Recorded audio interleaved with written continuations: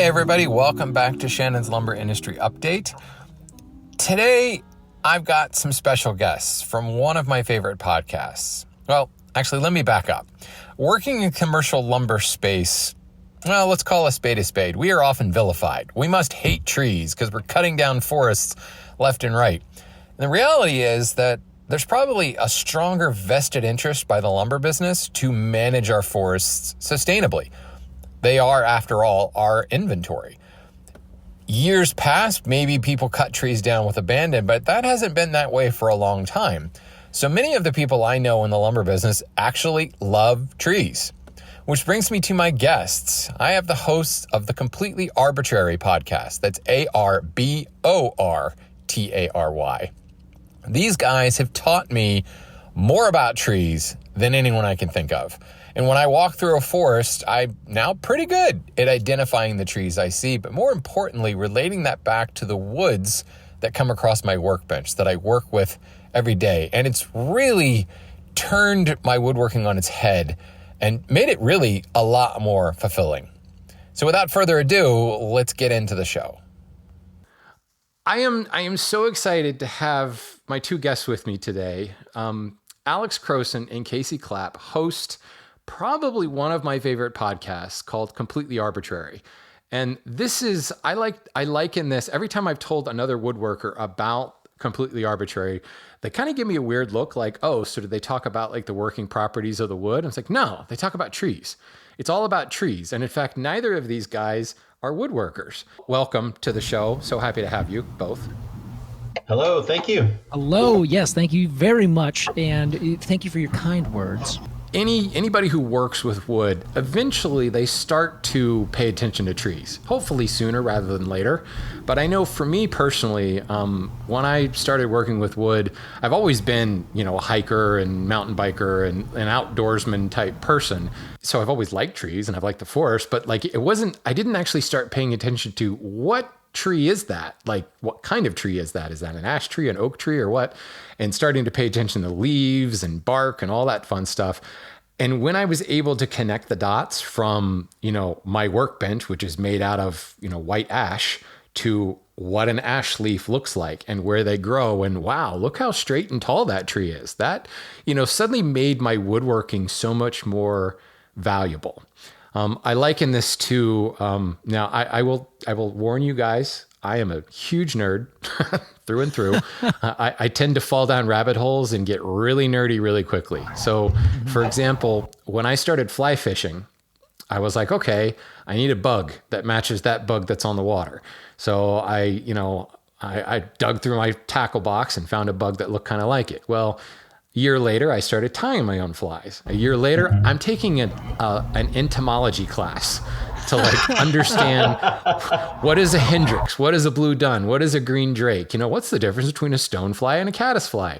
Amazing. And I started to learn the Latin names of the bugs, and I started taking pictures of bugs, and I started tying my flies to look at that. And it was a total rabbit hole that may not have been necessary, but it made fly fishing so much more fun.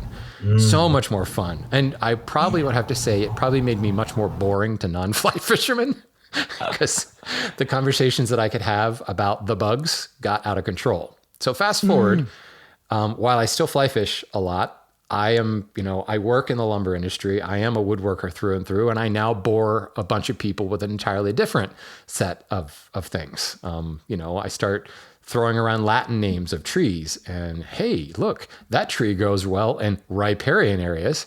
Thank you very much, Alex and Casey, for that little term. You're welcome.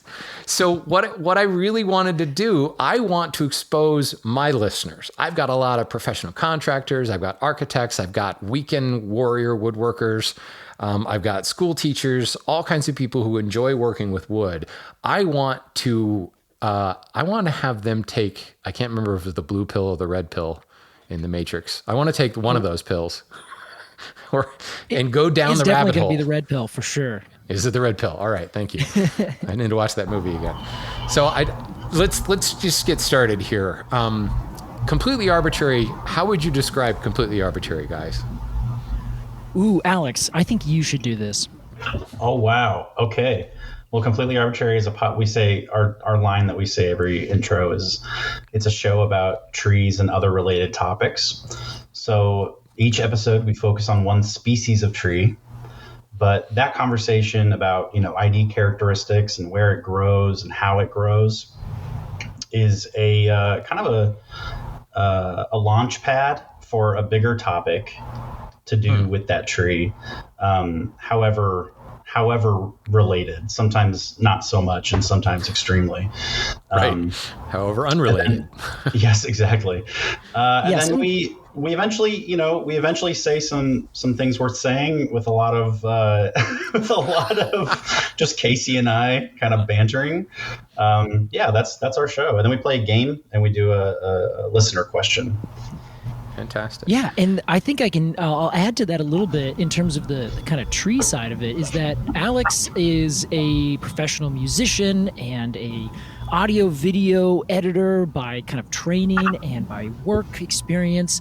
And Alex and I have been friends for a very long time, since high school. And whenever I have come up with some creative idea, I always bounce it off Alex. Like, you can ask Alex, he's probably like, oh yeah, Casey's given me like so many ideas that I've just been like, yeah, bud, cool. And then that's where it ended, because he's like, not the best idea, but I'm going to give you a thumbs up anyway. Not unkindly, by the way. No, not unkindly. No. But then, so we were hanging out during the pandemic, and I am a professional arborist. So I love talking about trees and teaching people about trees. And I find trees to be just wildly fascinating, but from every aspect, including woodworking. I do woodworking in that I've, built these, shelves out of reclaimed wood in front of me. You look at it and laugh and say, well, a monkey could make that. But that's as far as I go, I think, with that. Maybe I carve a spoon every now and then. But good stuff. the aspects of trees, I always have had the same kind of idea where I'm like, I can relate this to everything. I see trees and their interactions with the human and non-human world just all over the place. So I pitched the idea to Alex about making this show, and he talked to another one of his friends, and they're like, this is actually a really good idea, because if Casey knows all these things about trees and you don't, but you guys have this relationship of communication and trust and just, friendship, that it kind of came out that we were talking about trees in a way that I was teaching Alex something, or giving him a kind of a dive into history about this thing that I'm passionate about, and he would listen and learn, but also doesn't see it from that perspective at all. So Alex has this wild ability to be very funny when I just let jokes go right over my head. Actually, I think more they hit me in the head, and I'm like, what the heck is that? And then we found that we were really able to find a really good balance of talking about trees, but also not about trees, and people connected to that in a way that they're like, oh wow, these people are like, it's like someone's talking to me. And whenever I have this question, inevitably Alex says, whoa, hold on, Casey, what exactly did you just say? And right. It's just, we just found this really this amazing balance of making something that is like what you're talking about, this wildly nerdy, like esoteric kind of thing, and bringing it to a larger audience that connects to everybody else. And without Alex and me kind of bringing those two sides of it, this podcast would be nothing. So we ended up just finding a cool balance of a podcast that talks about trees and so many things that have nothing to do with trees, that it's kind of stunning that it's even working. I could not agree more. The chemistry between you guys is what makes the show. But I have enjoyed as a nerd is you don't dumb it down in the slightest. Like, I love that Casey's able to bring like the dendrology to life. And if you guys might have just heard it, Casey gets very passionate about things, and his pace starts to pick up. And Alex is fantastic about saying, what did you just say? Like, what was that word? You just said parenchyma. What the heck is parenchyma? And I still don't know how to pronounce that word, by the way. But because I've heard it 17 different ways.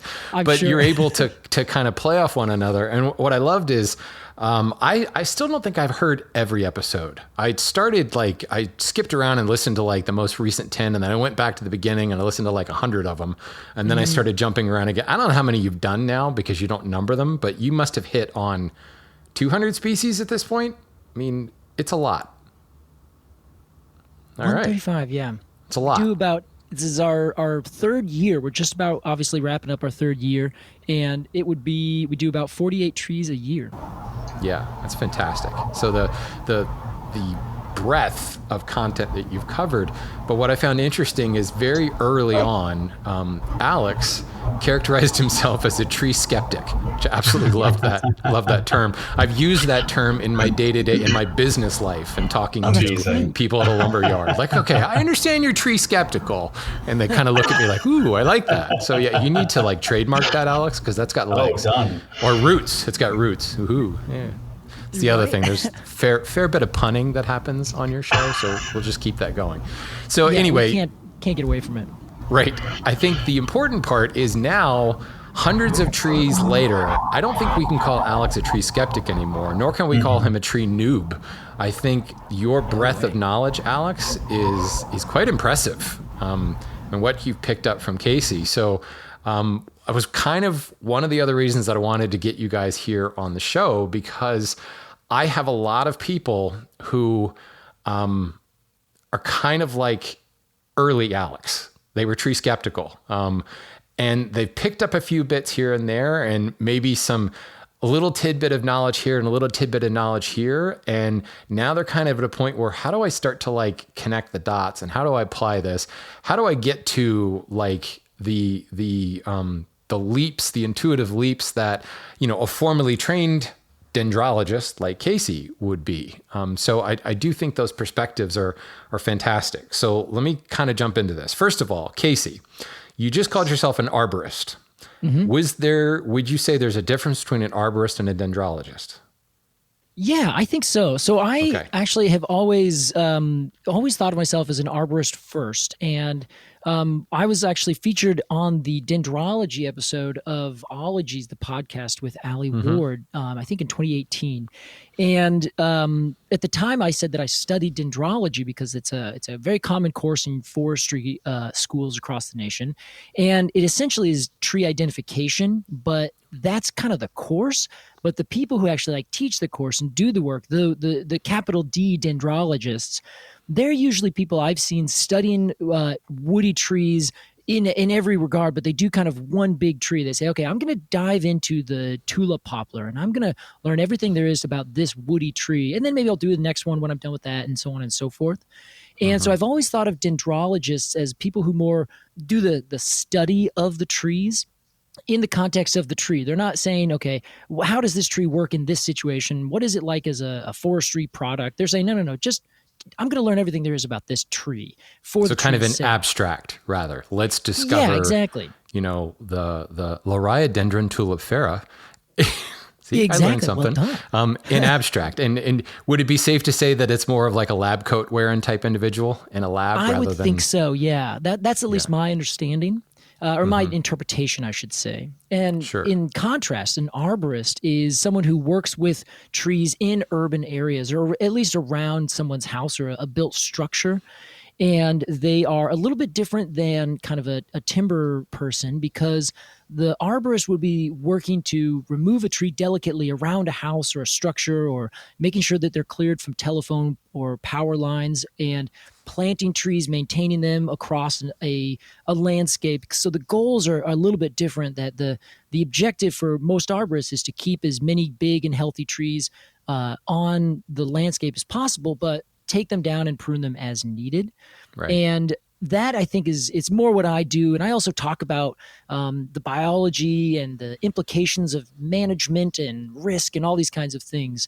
And urban trees and people are kind of the bread and butter of arboriculture. And that's how I've always really found myself, at least in that realm.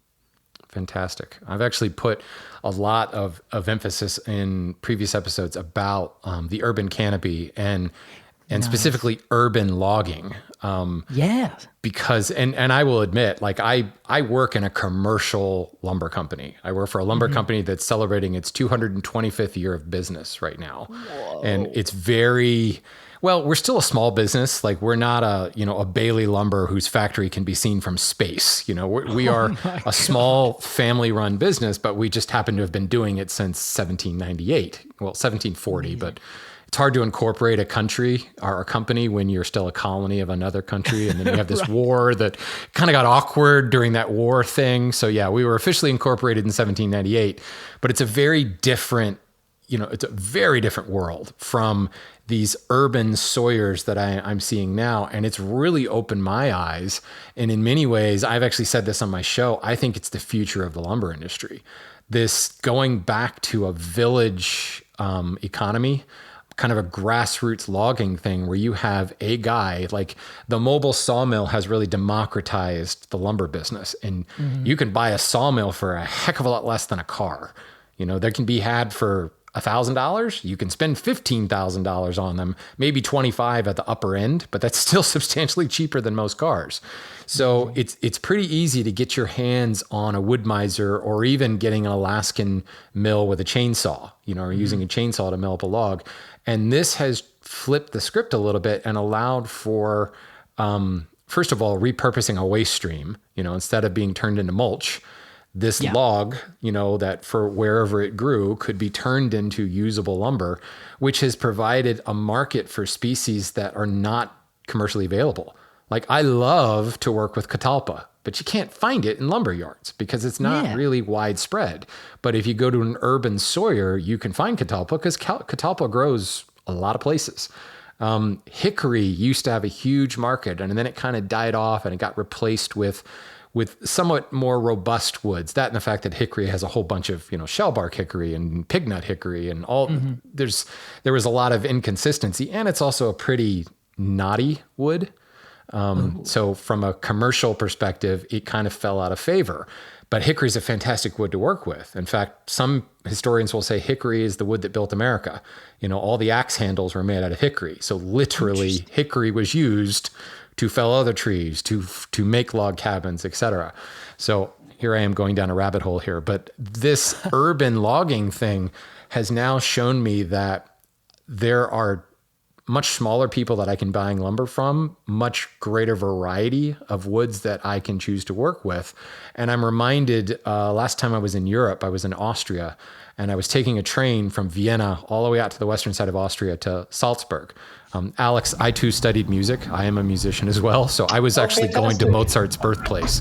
My wife and I were there to like see where Mozart started it all. But as we were on this train, traveling across Austria, it gets rural very quickly. And every little town that we whizzed by, there was a sawmill, and you could just see like the people who were building things in that town, they went to the local sawyer and they bought it from Steve, on the corner of 3rd and Mozart Street. And amazing. That little economy, it wasn't, I'm going to go and order a bunch of cherry, I'm going to order a bunch of Scots pine. It's whatever that sawyer had. And that sawyer probably had Scots pine because it grows pretty heavily all across Austria, but they didn't have any hickory because it doesn't grow there. So they're buying what was in that small ecosystem. I don't know if that's the right word technically. And the conservation, the sustainability side of things just kind of figured itself out because you see the supply chain right there.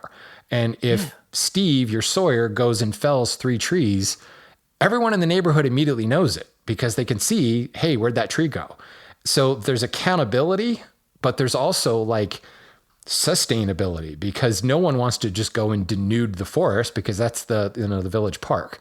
So it's kind of like this idea of that vegetarians are constantly throwing out where when, you just go and buy your steak under cellophane, it's different than actually going and looking into the eyes of a cow. And I don't necessarily want to go down that road because I can get kind of sensitive really quickly. But what I discovered is urban logging brings it close to home and it makes it super, super visible. And the chain of custody and the line of sight to the source becomes very, very visible. The other thing from a woodworking perspective is it's so much cooler to have built a table that like, oh, look at this walnut table. Yeah, that walnut grew 3 blocks over and 1 block down. And it was there for however many years, and I bought it from a woman who, it came down for whatever reason. You have that story that you can connect that to. I had a guest on the show a while back who was able to procure a very large red oak tree, and it had grown on the property of this historic mansion in his town. Well, it turns out that was a place where, like, when presidents came to town, that's where they stayed. And President Taft signed some bill into law, like in a room looking out on that tree. So there was this cool connection. He went to the owners, the curators of this historic museum, and said, "Hey, can I buy that tree from you?" And they bartered an idea where he would take the tree and he could make some furniture, and it would go back in the museum. So now the tree that cast shade over the window that Taft signed this thing into law will now be a desk in the room where Taft signed the thing into law. And that kind of story is so cool to be able to connect the dots like that. So this is me getting off on a tangent, but this is me saying the urban logging, the urban Sawyer thing, it's the future. It's really exciting, and the people who use the wood can connect to it, can understand it, and immediately the biggest thing in the lumber business people talk about is conservation and sustainability. And FSC and certification programs like that become moot now because you're buying your wood from down the street, like where it grew down the street, not in some far-flung region of the world. And it totally changes things.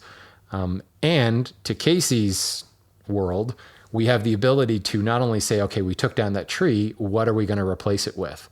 And hopefully not just what's been done in the past where, hey, let's plant this because it grows super, super fast. Can anybody say Dutch elm disease? Everybody loved the elms and they grew like crazy, and boy, they grew up fast, and then they all disappeared and suddenly we had no forests anymore. So now we have the ability to examine like our microclimate, our micro political, socioeconomic thing, and what would make sense to replace that tree and let that grow up to replace whatever tree we just removed. And it's really exciting. It's this circular economy that's now created because we're repurposing what should have been thrown into a landfill, or what is being thrown into a landfill or ground into mulch, turning it into something that can be used somewhere else, as furniture, as spoons or whatever. And then we're replacing it with something that actually belongs there, that actually might do things like alleviate urban heat island and things like that in that particular area. So and then go ahead, Alex. Oh, I'm curious. What is the price point difference between sort of a locally sourced wood and the same wood that you would get commercially? That's a or tough is that question the point to answer. that it's hard to find? It's hard to find that local wood commercially. Yeah, and that's why it's a tough question, because it's always a supply and demand type thing. So if it, let's go back to using Catalpa. Where else are you going to buy it? Like, you're not really going to buy it anywhere else. So technically that Sawyer can charge really whatever they want for it, because you don't have a whole lot of options. There's where the monopoly thing comes from. I, in large part, find that these are pretty good people, and they know that if they price it ridiculously, they're going to lose a customer. So it just doesn't really happen that way. But then there's also a lot of shades of gray. When you're buying lumber, what are you buying? Like, is it dry? To what, is it kiln dry? To what percent? Is it free of bugs? I don't know. How long was it in the kiln? Is it certified free of bugs? Does it, in other words, have a phytosanitary certificate or a heat treatment certificate, which those are administered by U.S. Fish and Wildlife? This really only matters if you're selling it commercially, and technically you don't have to do those things. The good business says that, because if somebody buys your wood and it has, powder post beetles in it and that gets in their house, or termites or something like that, you could be liable. But if you got a heat treatment certificate, meaning it was held at a certain temperature in a kiln for 24 hours, then you are essentially absolved of liability. That doesn't mean the bugs can't come back later. But there's so many different things, like how much transformation was done to that wood. You can buy a log, and logs are actually very inexpensive despite what the many people who email me and say, I have a log, do you want to buy it? And they want to sell it to you for $3,000. And I'm like, you're out of your mind. Like, well, I know that this wood is worth $8 a board foot. And I did a calculator online that says I have 35 board feet in this log. So therefore it should be 8 times 38. And I was like, no. When it's in log form, it's only about 5 cents a board foot, depending upon the species, because there's so much labor. You have to saw that log. Well, first of all, you have to debark the log.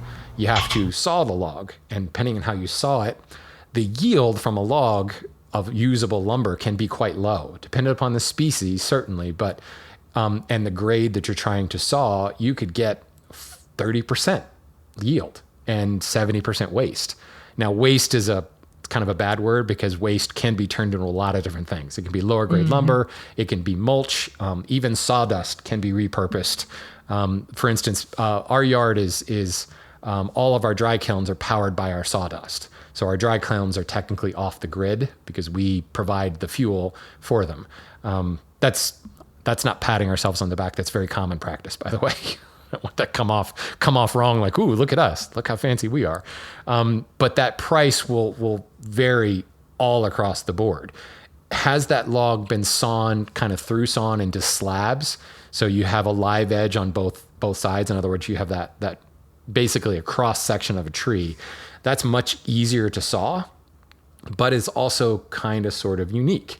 Like if I've sawn an oak board and I've got a now 24-inch wide piece, well, that could be repurposed into a really cool looking coffee table. So that can be sold for pretty penny. If you were to take that same slab and saw it into dimensional lumber, you might actually net more in the long run just because it's a volume thing, and maybe you've hit a better grade. And if the grade is higher, your market will allow for a higher price.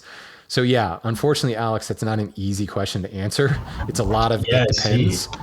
Sure. It's also one of the reasons I think I probably have 10 episodes about how to buy lumber and what to look for, right? And what dictates the price. The biggest issue I have with the lumber business is they tend to keep their cards so close to the vest, and they use a lot of technical terms. One of my recent episodes was entitled RIP board foot. Like the volume, the unit board foot is so stupid. Like it makes no sense to use that unit anymore. It's really hard to conceptualize, isn't it? Yeah, because it's not a cubic foot. And yet it is a volumetric unit. It's really something that made sense hundreds of years ago. It makes sense to some effect today in buying bulk, like buying truckload volumes of lumber. You need to have an easy volume thing. But for most of us buying it, you're buying it by the square foot or the linear foot or by the piece. And the fact that the lumber industry continues to perpetuate the board foot only promotes confusion. And when your customer's confused, they tend to be bitter. And they're always thought, oh, I just got screwed over by the lumber guy. And sometimes that's the case, but most of the time it's not. Most of the time they're pretty good people. But there's just this lost in translation thing where you go to the checkout and you have no idea how much you're going to pay. And lumber's expensive. So you end up paying $200-$300 and you're like, what did I just buy? And did I get ripped off? I don't know. So pricing is a real hot button in that whole, in the whole kind of spectrum of lumber. Yeah, and to add to that, in terms of urban lumber as an arborist, one of the biggest issues that we've run into is the logistics of getting out a big part of a tree. So like I'm looking at a large birch tree that's planted out just outside my window on the other side of the street, and it's growing directly next to a large parking lot. So you got good access there, but there's electric lines on one side of it. There's a house on another side of it, and it's growing right next to a fence, a chain link fence, like basically kind of underneath it as it's expanded out.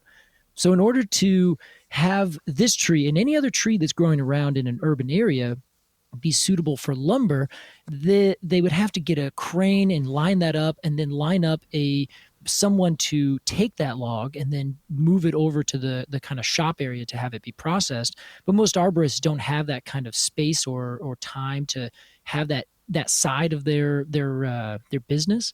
So they would have to have a giant amount of coordination with somebody else, make sure all your schedules lined up, and then make sure that you have a tree that person wants, and they have to be able to cut it in a certain length so that it can be pulled up with a crane and then set onto a truck, but they also can't hit a house. They can't hit these power lines. They can't necessarily cut it where they want to because they can't put their saws into the chain link fence. So all these like teeny tiny little logistic things end up adding up. And then often that's what makes the costs so much higher. So you can have a perfectly good tree, but if you can't get it out in a way that's acceptable and reasonable, then you find that you're essentially just causing yourself more trouble than it's literally worth. And then the trees are oftentimes just cut down piece by piece by piece, which are, suitable for the smallest, maybe 3 foot or shorter kind of parts. And that doesn't get you a whole lot. Right. Yeah. I've had conversations a lot of times with tree removal companies, and many of them are arborists themselves. And they're often, it's often not worth their time to fell, the log as a single entity, to bring down that entire bowl as one piece. It's sometimes requires a crane. Just felling that large log can actually be quite traumatic if there are underground pipes and things. I mean, the force generated seismically when that tree falls will crack a lot of pipes. So it's really an issue that has to be concerned. So that the best thing to do is buck that log into smaller pieces, from the top down, and you're dropping 3-foot sections or whatever. And, it's a lot easier to handle them, move them. A skid steer can pull them out of there. So yeah, anytime you're trying to remove the log as a single entity, that gets dramatically more expensive. And if you can't get a crane in there, like I had a Norway spruce in my backyard that had to come down. Frankly, it was killing everything under it. It was just dropping leaves and taking out the dogwood next to it was dying, and the cherry on the other side of it was dying. And honestly, it was huge. It had been here since the neighborhood, and it was kind of ugly, I admit.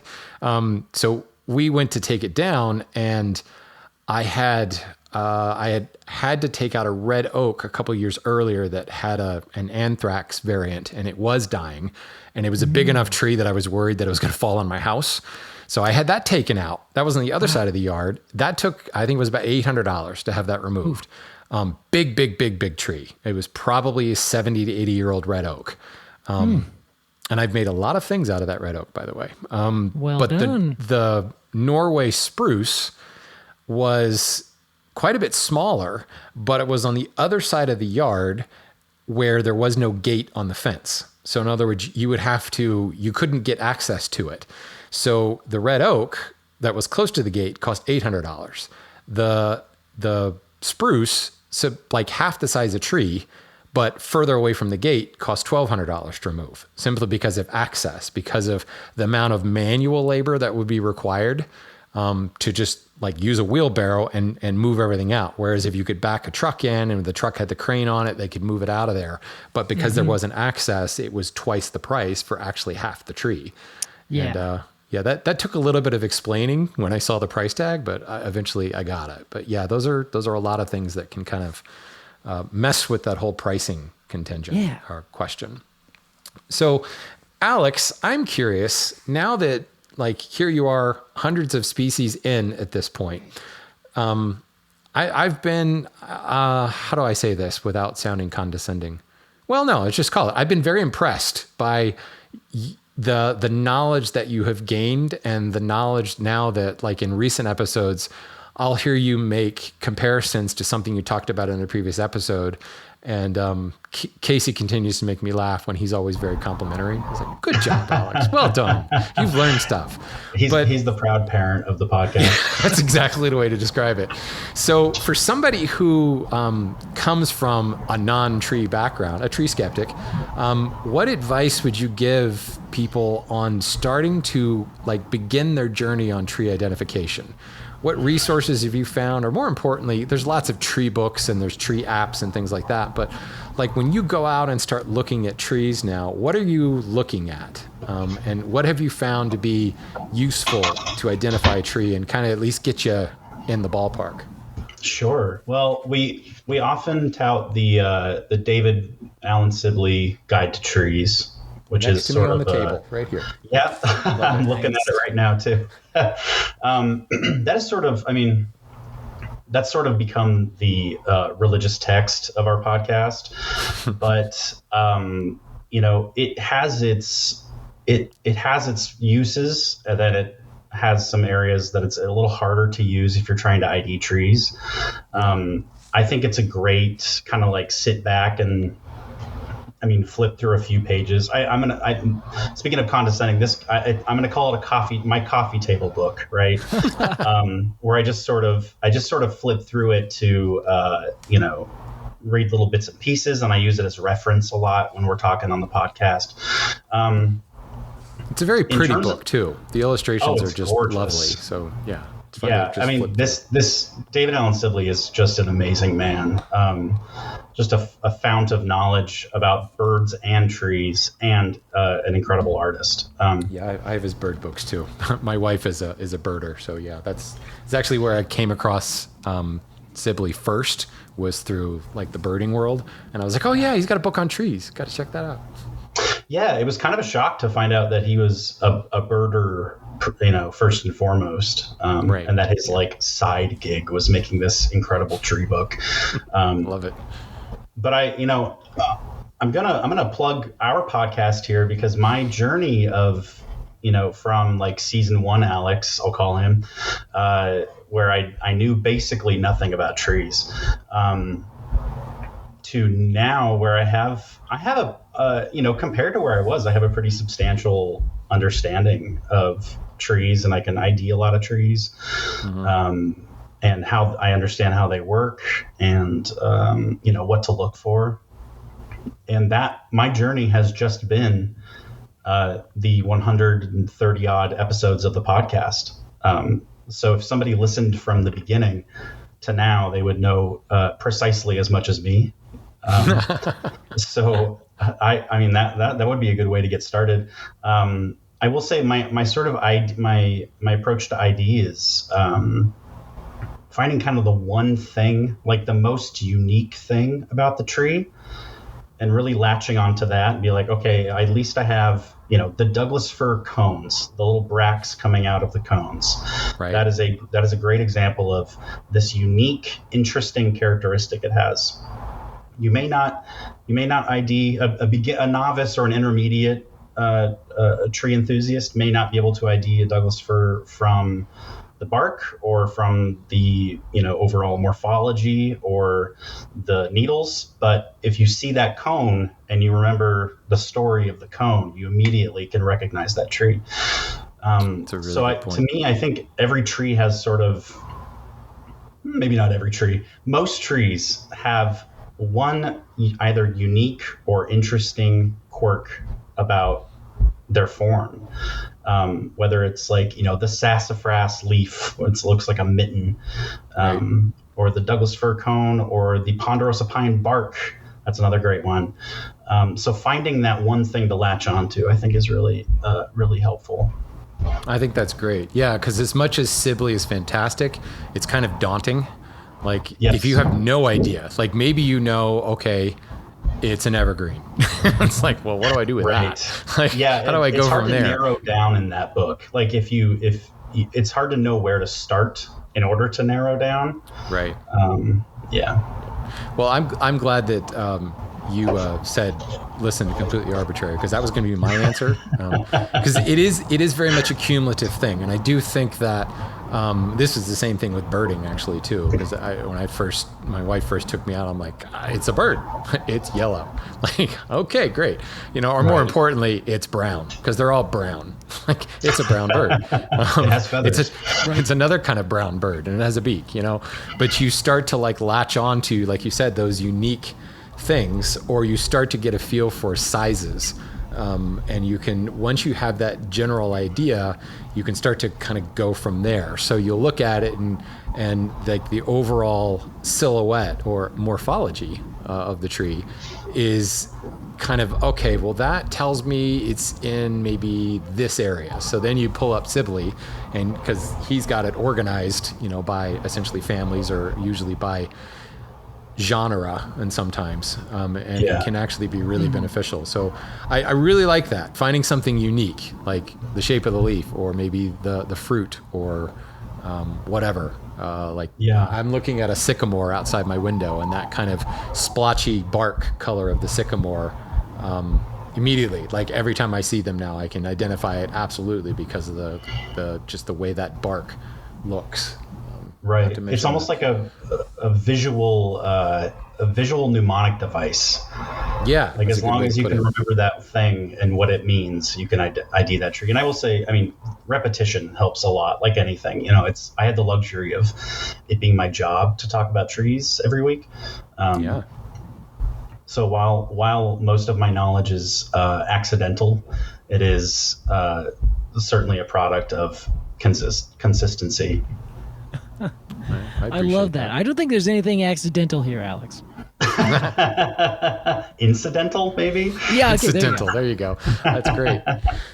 Well, one of the reasons when I first reach out to you, because we've been trying to make this happen for a while, and we've had all kinds of little things get in the way, but I went to Michigan on a road trip a couple years ago, and you know, anytime I'm on the road, I'm looking at trees or stopping at museums about, you know, sawmills and things like that. And of course, my wife was with me. She's like, let's go watch this bird. So those came together in a little Venn diagram. And we were in, I guess we call it the upper part of the mitten of Michigan, not the upper peninsula, but very close to it. And there is this incredibly rare warbler up there called the Kirtland's warbler or the jack pine warbler.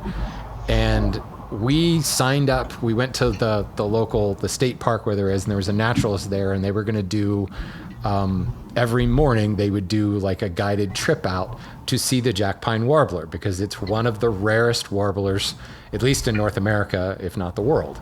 But there was this great story about how you can go to this area of the forest in Michigan, and even though it's a super rare bird, you can pretty readily see them. And this got into a bunch of different questions about, well, why? Why is the bird so rare? And then why is it so easy to find in this tiny little area? And what I discovered is it was the perfect, accident, if you will, where forestry, specifically industrial managed forests, help to revive a species kind of by accident. And then once they figured out what was going on, the naturalists and the silviculturalists, or really the foresters, the lumberjacks, got together and said, hey, we can help each other and we can make this work. So here's the story in abstract is the jack pine warbler, it makes its nests on the ground. It's not up in the treetop type bird. And the early trees, and this is, I think, Casey, you can correct me on this, but it's pretty typical for softwoods, evergreens, conifers to grow kind of really close together, and then around the 2-year-old mark, they start to drop their lower branches. Because they've grown up enough, I think, that they're getting their nutrients from atop the canopy, right? Sure. Well, not the nutrients, but they do get the light, so they get their energy. Yeah. So it depends on a lot about the species, their shade tolerance and things like that. But for the most part, once you reach what we call closed canopy, in a early succession habitat, and this is the same for any broadleaf tree as well. Once those trees start growing up, say they're 5 feet away on average from each other, then as soon as they reach their branches out and connect in touch, then that closes the canopy, and then they start growing up faster than they grow out, and then everything below starts to get shaded out. So it could be that in jack pine, I know that they tend to grow very closely together. Same thing with lodgepole out here, two very closely related species, so that of course makes sense.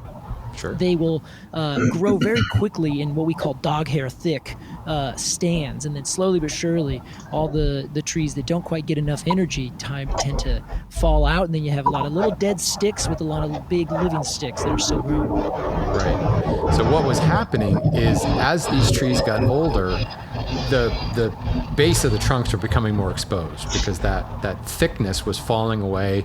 You know, some natural selection was causing some of the more sickly trees to not make it. And that was providing less coverage, less shelter for the jack pine nesting habitat. The forest was allowed to progress on its own. There was no logging, no cutting down happening. And essentially the forest matured enough that there was no longer any shelter for this nesting to happen. So the warblers were starting to die out. It was, and I don't remember what the catalyst was, but there was an area that was allowed to be clear cut. And we'll get into that in a second. And they broadcast seeded it, so you had the clumps growing up. And that new growth of trees started to provide shelter again. And the warblers immediately started nesting there again. And they started to see an increase in the warbler habitat. Because at this point, the warblers, it was known that they're almost gone. So there was a lot of people ornithologists trying to figure out how to make this work. And suddenly they made that connection. Oh, they don't have the proper nesting habitat, which in hindsight, it seems like, duh, like, why didn't you think of that? But I imagine it probably wasn't that easy in the moment. But they then discovered that now that we have this younger growth of trees, this under 2-year-old trees with this shelter, there was more nesting going on. So as those trees began to grow up and the nesting habitat died off, they started to see that correlation. So then they said, we need to create a better nesting habitat here. So they did a small, I would call it a selective clear cut. And they allowed for more growth, which allowed for more nesting of warblers. So today, as it exists, it's apparently, according to the Audubon Society, it's like the most miraculous recovery story, like in written history of birds. They are no longer endangered, but they are their range is tiny, tiny, tiny. And they pretty much stay in that range. Unlike a lot of birds that go up to the Arctic for breeding and things, they pretty much stay right there in Michigan. And you can go to this little area of Michigan and see jack pine warblers, Kirtland's warblers, depending on who you talk to, they're everywhere now. And they are rebounding in a rapid rate. And that's because the foresters, and this is all state-run lands, but they have been allowed to manage through a rotation, selective clear cut, and rotate through based upon the years of the trees. And it's interesting when you drive through Hartman State Park up there, you can be driving along and there'll be trees, 20 feet tall on one side of the car, and you look at the other window and there's trees 3 feet tall.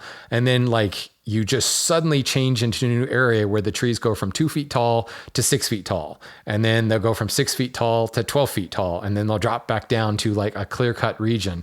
And from the air, it's very kind of checkerboard looking. They've got this very, very specific acreage or hectares, depending on who you talk to, that are in a certain stage. So it's kind of sort of clear cutting, but it's very small areas so that they've got selective clear cuts with shelter wood kind of all around it to allow these trees to grow up. And they continue to broadcast seed so that the trees grow in clumps in order to promote the jack pine warbler here. So what I find interesting and what I was curious from you guys, because you've had episodes talking about logging, and not just you, but a lot of people really are down on the whole clear cut thing. Like clear cutting is a silvicultural method of the past, but it seems like in this particular instance, it was almost necessary in order to manage this particular ecosystem. And I kind of love it. I kind of love the fact that here are loggers and ornithologists who are locking arms and showing that you don't necessarily just want to leave the forest alone, let it do its own thing, because I think that's kind of a general perception, but actual managed forestry can not only promote sustainability, but it can actually be good for the rest of the flora and fauna in the neighborhood, if you will. Yeah. Yeah. I mean, I know Alex certainly has thoughts on this. I'll start out and Alex, jump in whenever you feel. But this is, it's kind of an interesting topic because you can approach it from a lot of different angles and you can make something good or bad from almost any side of it. Yeah. Right. And there is a lot of conceptions about what is a good forest, what is not a good forest. I mean, a lot of people aren't even familiar with a forest versus a plantation. But one of the biggest things is the way we manage our land now is essentially just gotten rid of fire. And jack pine forests historically were really, really dependent on fire. So fires would come through, and a lot of these warblers you would find them only in areas that had burned in the last 1 or 2 decades, because that's where the habitat was just right for them. And then as the trees got too big, then, like, as you noted, they would just disappear. So when we took fire out of the landscape, and most of this happened as the West was slowly taken over, just the whole continent was taken over from colonizers coming over from Europe and other places, and Right. it ended up causing a change in the way that the managed landscape kind of looks. So the native peoples managed with fire and were far more active in the stewardship of the land than we really have given credit for. And just now, over the last maybe 10 or 15 years, people are really being much more vocal, and science is finding, like, wow, there's actually a bunch more management about trees. Even a study just came out in the Amazon recently that said we can actually find how many culturally modified parts of the forest exist, because they can measure and find certain trees and certain LIDAR patterns in the ground. And they say, wow, there's people that have been here doing a lot of different kinds of forestry things for thousands and thousands of years. So we're just now realizing and kind of coming to terms with the fact that we didn't have this untrammeled land that we are kind of preserving. There was always people here, and they were always doing this kind of management, or at least actively involved with the land for one reason or another. And so now, because we have changed our entire kind of political associations with the land, and we've also changed our views of fire, we can't just let it go wherever it wants to go anymore. We now have to have other tools, and clear cuts in this instance are really the best use for it. But a lot of folks down in Alabama, I'm finding, also all over the country, are really saying, wow, we can really use different silvicultural techniques and fire to open up prairies and different habitats, because forests, though they're wonderful and good and they have a lot of positive attributes, they're not necessarily what the dominant forest type used to be, because fire was way more prevalent everywhere all the time. So the warbler is that perfect case where we have been able to say, hey, instead of using the fire the way we used to, why don't we use this one silvicultural method and fire where possible and recreate this? But then, like you noted, foresters and conservationists say, hey, actually, yeah, this is the right proper management for this other product or this other goal, which is the warbler habitat. And in terms of using it as forestry, that the objectives are just a little bit different. Sure.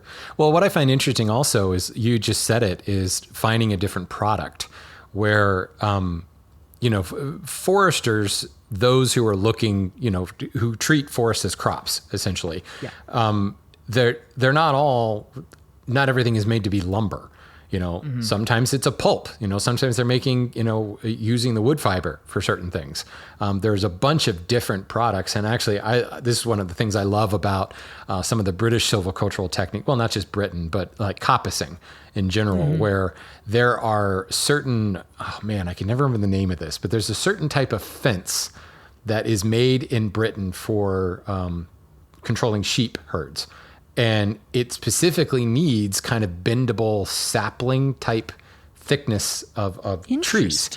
Well, you don't want to just cut down a bunch of saplings, so they coppice them. So you get this strong root base, and they let all those little coppiced, like little sapling links, and they chop those down, and it grows back really, really quickly. You think about how fast a sapling grows. So almost, I think it's just about annually, you can coppice this, and then you create this interwoven like lattice that is a specific type of fence. And I'm going to remember the name of it because it's a really cool, very like British sounding term. I'm sure. Yeah. We'll look into it too. That sounds fascinating. But that type of thing where in every stage of the tree's life, there is a product that can be made from it. In some instances, you can make a product and still keep the main part of the tree alive. Other instances, you're cutting it back. But, rather than felling this, 40-year-old tree and using it for paper, for pulp, that would make much more sense to use it for lumber. And managing that type of tree requires a totally different silvicultural method to do it. And it's one of the things that I have a lot of conversations, because you get people doing restoration work and they pull a stud out of a 100-year-old home and they look at the growth rings on this 2x4 and they're like, oh my God, they don't make them like they used to. And my response is, thank goodness. Like, why are we using this old growth material for studs? They get covered up with lath or sheetrock. And actually the softwood is stronger, like the wider space the growth rings. It's the exact opposite of the hardwood. You know, the closer space the growth rings on hardwood, the stronger the tree is. The softwood, because it doesn't have pores, tracheids, but whatever. Yeah. The wider spread those growth rings are, the stronger structurally the softwood is. So if you want a strong wall, you want studs that are grown fast. So there are companies out there that do nothing but make studs, or maybe at most they make a 2x6. Most of what they're making is 2x4s, and generally they get 2 to maybe 3 2x4s out of a tree. And they're just cutting them right down the pith. So you think about it, you need a very small, small diameter tree in order to do that. But if you manage it, you can get them to grow really straight, first of all, through, just pruning and the way they're spaced and getting just the right amount of light that they grow straight up, and they regenerate very, very quickly. Whereas in the past, when you saw these old studs, they were just, felling trees at random and getting whatever they could get out of it. And you were getting these like beautiful full 2-inch thick by 4-inch thick studs that were, 100-year-old trees. And it kind of breaks your heart, because it's like, what a waste. That could have been not only just the tree and cutting it down, but it could have been like some glorious lumber that could have been turned into a tabletop, not hidden behind sheetrock. Yeah, and that's kind of a funny thing. Like Alex and I both very, very much enjoy wood, and one of our friends, a friend of the podcast, built a table actually for Alex, which was so sweet. He's a good friend of ours, and we just brought up that Alex needed a table, and he had a project, and he ended up showing each bit of the wood. Do you remember, Alex, how many different species he had in there? I think it was like 5 or 6. Unfortunately, the only one I can remember is hawthorn, because we did an episode on hawthorn and talk about them being fairy trees. And I very casually said, wow, I'd love something made of hawthorn. And then a couple weeks later, he brought it over. Yeah. Funny story before you go too far there. I almost sent you a pen made out of hawthorn that I turned out of hawthorn. But it was one of those things where I listened to that episode like maybe 2 years after it came out. I was kind of like, yeah, this might be weird. I should have done it. I should do it anyway. Gifts anytime. Yeah. Hawthorn's fantastic. Wonderful wood to work. Anyway, sorry, Casey, please carry on. Oh, that's totally all right. It works out. I think that our objective of how to manage our different forests the objectives are expanding quite a bit. And I think that's where there's room for everything to fit into this larger collective of how we are working with our land.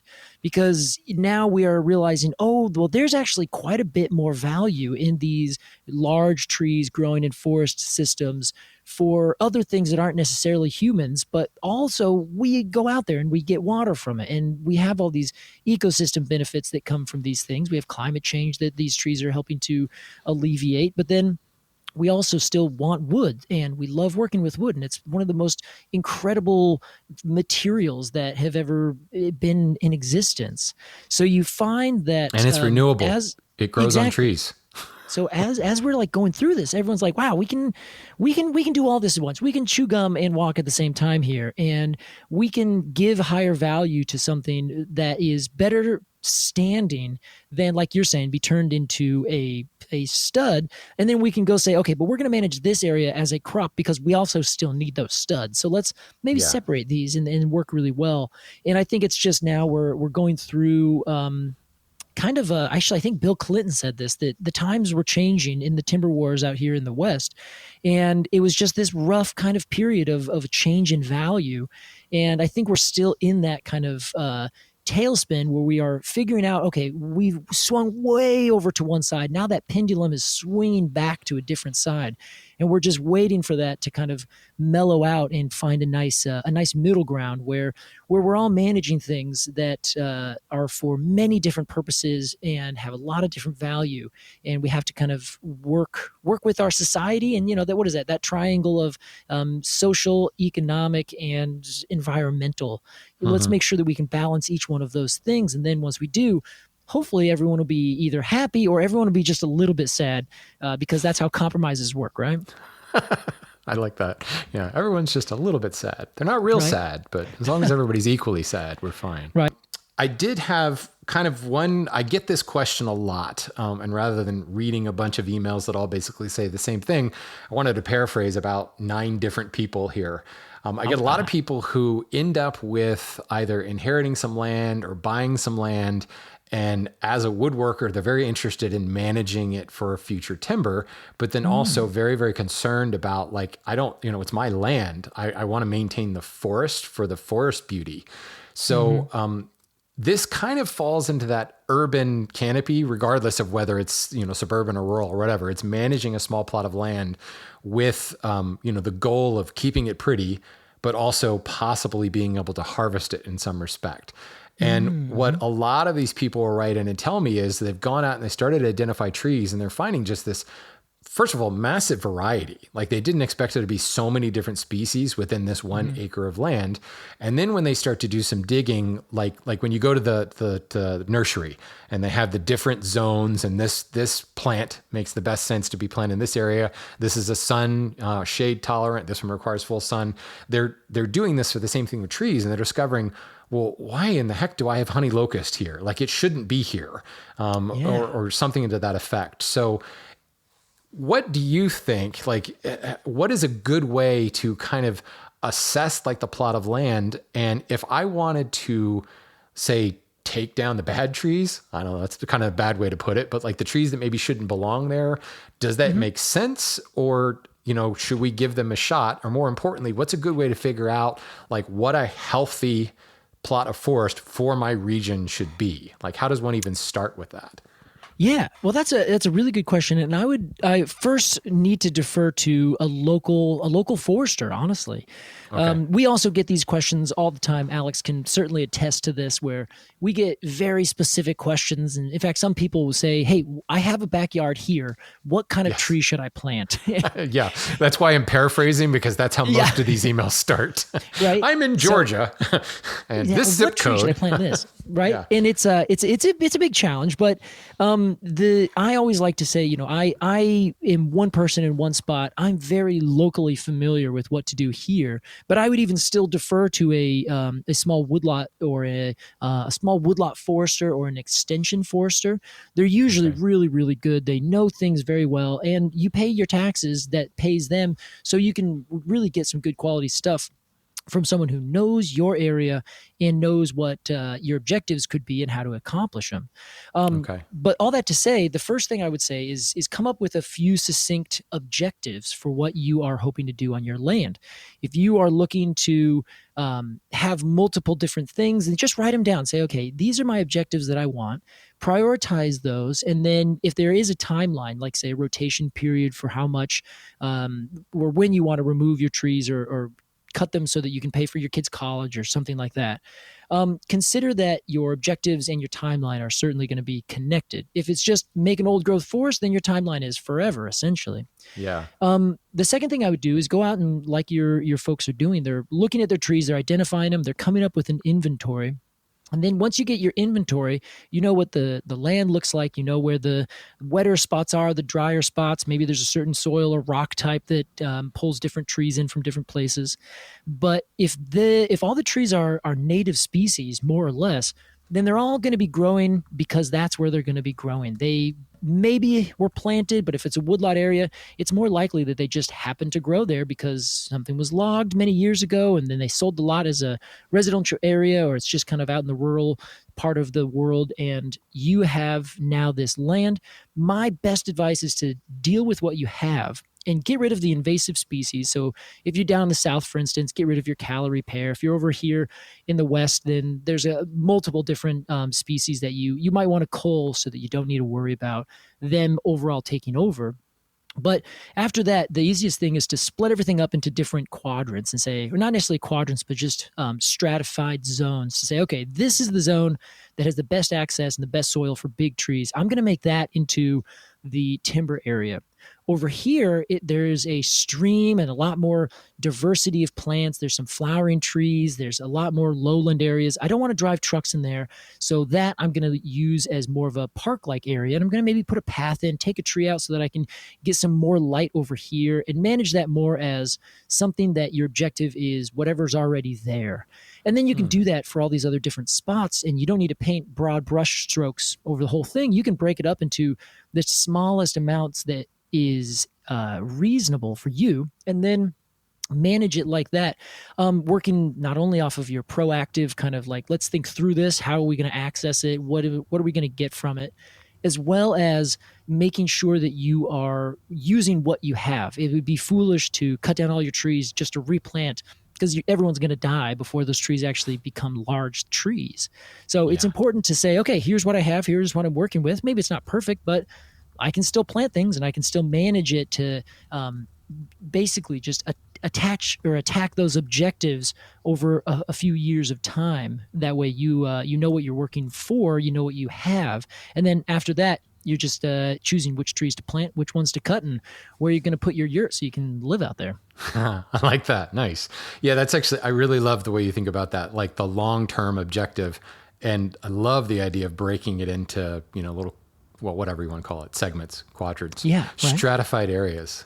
I'm glad to hear it. Yeah, that's an old forestry term that or section that they use, where you have a big piece of land, you stratify it so you know what you have, and you can kind of split it up and manage them to be the most appropriate management scheme for that specific spot. Fantastic. Well, I am blatantly stealing this next area from your show.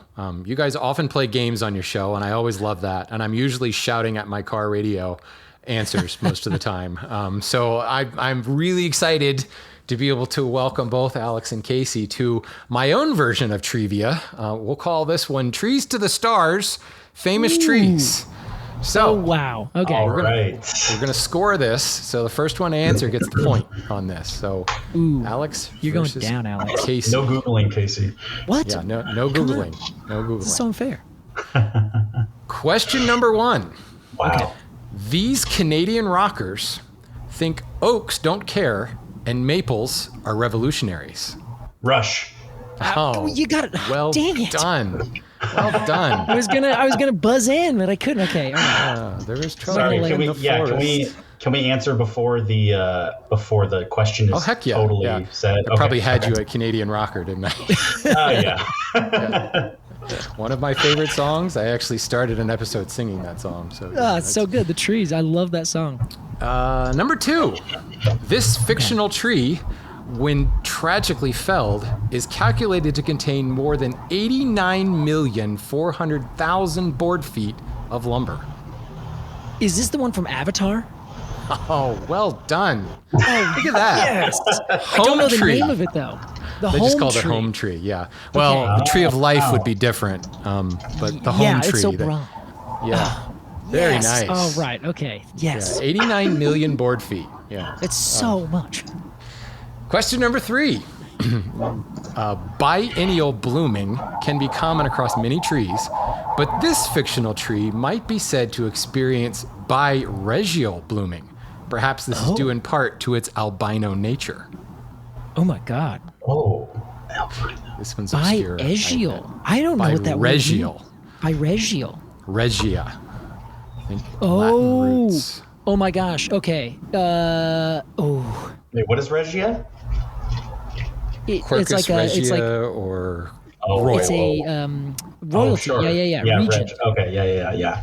Okay. So. Oh, the White Tree of Gondor. No. Well done. There it is. It's like, come on. I know there's some. I know you are Lord of the Rings fans here, guys. Come on. Oh, I'm embarrassed that it took me that long. I had it. I just couldn't figure out how to say it. Yeah. I don't know that Yeah. biregial is actually a word. I just made that up. So I love it. Yeah, that was good though. Yeah. And we played a game just yesterday that we did a similar thing where Alex comes up with binomial names, and I try to figure out what they are. And Alex's use of Latin terms, I have to sit there and like try to think: is this a real tree, or is he saying something that's in Latin that I just is related to something completely different? So absolutely, yeah. 11th God, grade he's- English comes back in handy Well every done. now and then. All right, let's see. Question number 4.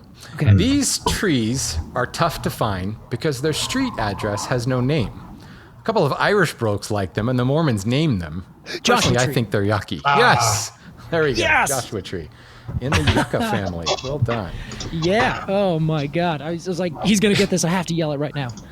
These questions are really well worded. I love them. Thank you. Appreciate that. I should have said, this- what is the? Oh, no, I guess this isn't Jeopardy. This is just No, trivia. it's not Jeopardy. That's trademark. We can't do that. Yeah, right. So this next one, popular at a rave, this tree loves blacklight, but its invasive nature does explain its biblical plague-like name. This is a black locust. Haha, there it is. That's it. Well done. Oh, is that the wood that glows under black light? Yeah. One of them. Yes. Okay. There are quite a few of them. Let's see. One of the highest to strength ratios of all trees, this royal was favored by Japanese merchants for tansu construction. Ooh. This one's a bit weird. This royal. I will tell you, you have covered this tree. I. Is it Sugi? No, it is not. Good guess. Interesting. I was thinking it was going to be some spruce. It's quite I was gonna invasive. say- It's quite invasive. Yes. Invasive Bamboo? in. Not a tree, but Not okay. Is it invasive in Japan or invasive in the United States? Oh, good question. No, it's invasive. It's native to Japan, but it's invasive everywhere else. Oh. Japanese Ooh, okay. merchants use it for tansu construction. Ooh, I wish I had was- known what a tansu is. It's a cabinet. I want to say tree of heaven. Tree of no, unfortunately, the empress tree or Palomino. oh, Oh my gosh. I actually didn't know that was native to Japan. There we go. See, interesting. kiri, Japanese kiri Ah. is what they call it. So kiri. Okay, yeah. Well, actually, so we covered the jacaranda. I don't think we've covered that tree yet. You didn't cover the Palomino? Really? I don't think we have. How interesting. I know we've certainly talked about it, so it's come up many different times. It's a Yeah. fascinating tree because it's ring pores with huge pores, so it's very, very light. And tansu were chests that were worn on the merchant's back because they traveled from town to town. So they built a cabinet out of this really lightweight wood, but it's also very, very strong because of that ring porous nature. So Oh, wonderful. Interesting. Wow. Okay.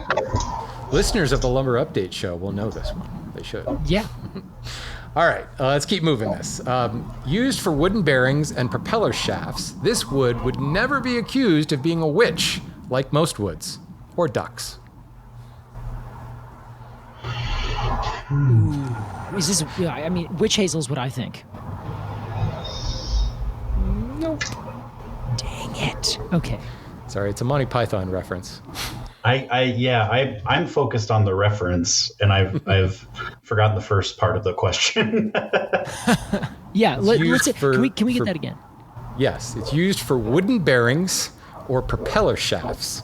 This wood would never be accused of being a witch, like most woods, or ducks.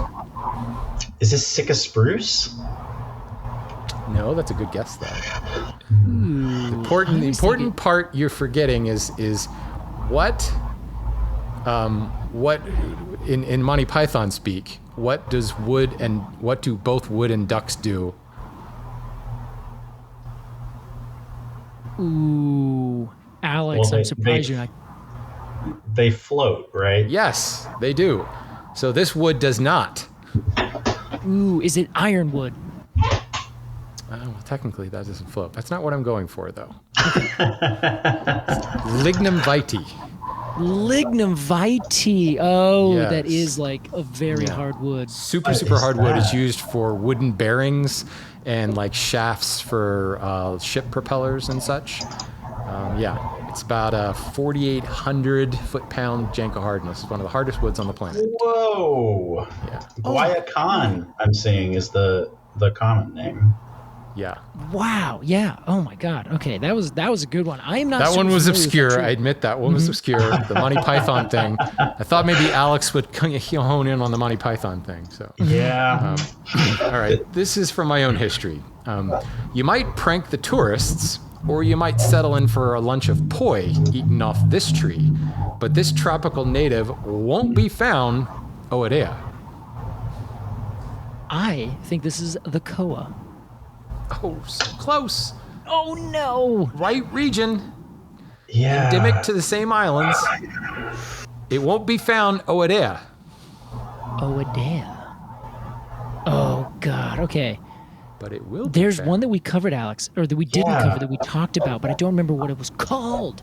The koa is the only Hawaiian tree I can think of All right. off the top of my head. Yeah, there's another one that grows more in the volcanic areas. Yes, it loves basalt. Oh Loves gosh, lava I can't rock. believe that we can't think of this. Oh no, I don't know if I'll get there. Ding I'm ding. It's the ohia tree. It won't be found Ohia. Oadea, but it will be found ohia. Oh, here. Oh my gosh. This is a prank that I grew up in Hawaii, and often the locals, they would prank the tourists and the military guys, and they would say, you've got to go see the magical ohia tree. And they would make you get up at like 3 o'clock in the morning and hike way out onto this cliff, and they'd say, there it is, and it'd just be just like a regular tree. You're like, what is it? It's like, well, that tree's Oadea, and this tree's Ohia.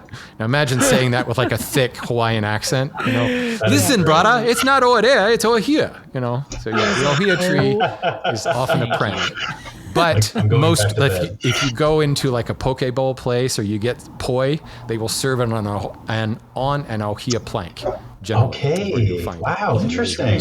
That is so good to know. Love that. And mango, Alex, is another good one from Hawaii. Koa, ohia, and mango. Yes. Just for the Yes. future. Yes. Okay. All right. I wouldn't ask this fictional tree for an aspirin. It packs a punch and will block your way to any mischief you want to manage. Oh yeah, this is the Whomping Willow. Aha, well done. Yes, Casey. Done. Wow. It's another one I had to say quickly, or else Alex is certainly going to get it. Yes, the Salix genre. That's where we get our aspirin, right? That's right. Let's see here. A colorful sneed, a fine something that all people need, comes from this tree's foliage. Sadly, the trunk is discarded. It's so sad. The truffle Kate- tree. Casey knows that. Ah, one. yes, I was like, yeah, it is Casey the has truffle. that tattooed on his body. I Oh, do. that's right. Oh, there we go. Okay, last question. Okay. Je suis, ich bin, watashi wa, sono, I am. Wow. How about I am? It is Groot. Yes! Oh, Casey, you crushed me. Oh my god. Yeah, Alex literally brought that up yesterday to say we don't Yeah. talk about Groot enough. Yeah, if you're going to talk about trees to the stars, you can't forget Groot. Oh, what a wow. good question. Oh my God. Well done. That was fun. I was honestly, and this is not a, I will just say I was honestly distracted by how creative these questions were. I appreciate that. There we go. See, I don't see any creativity. I'm just like, cut it out. Yeah. What's the question? Let me get to Casey it. just wants Gotta to win. Gotta win. Just that's all it is. That's right. I appreciate that. The competitive arborist. That'll be your next. Right. That'll be your biography title. Oh, that'd be so good. Well done. Guys, that's all I have. That was fantastic. I feel like we could keep talking. I've got more things that I could talk about. But it's so much fun to talk to you both. I'm having a bit of a fanboy moment, I will admit, because I'm just a huge fan of your show. And I will close in saying, if you don't listen to Completely Arbortrary, you should. In fact, you probably should sponsor them on Patreon because they have cool stickers. In fact, Alex, well done. I just got your sticker in the mail yesterday. Oh, lovely. Thank you. The Kayamaki. Thank you. Yeah. It's very, I don't know, I feel like you were channeling anime on that, or maybe Pokemon. The graphic is very, very Pokemon-esque. It's lovely. So yeah. Yes, thank you. I appreciate that. Definitely, you go. How do people find you guys if they want more Alex and Casey goodness? Sure, any old way. I mean, we're on Apple Podcasts, Spotify, any podcast app you would use. If you search for Completely Arbortrary, and it is phonetic. As funny as that is. As much as we can, yeah. Yeah, and you can also you can follow us on Instagram if you want, or you can get us find us on our website. You can pretty much just Google us, and you'll find something. Absolutely, yeah. Arbitrary Pod, I think, on Instagram. Yeah, I follow you. I don't know what it is. It just shows up in my feed. We forget all the time too, so we're all on the same page here. And arbitrarypod.com, you can find everything about us on there. Yep, and they've got some great merch too, so go check it out. Guys, it's been an absolute pleasure. Thank you so much for your time. This has been so much fun. I'm going to come up with 20 more questions, and I'll send them to you. Hey, that sounds good. We'll be here, and we'll go through it with you. Well, yeah, thanks very much I can tell for having Alex us. is chomping, or Casey's chomping in the bed. He's just give me more, give me more, give me more. I'm going to push my meeting. Let's keep going. Thank you so much for having us, Shannon. We really appreciate it.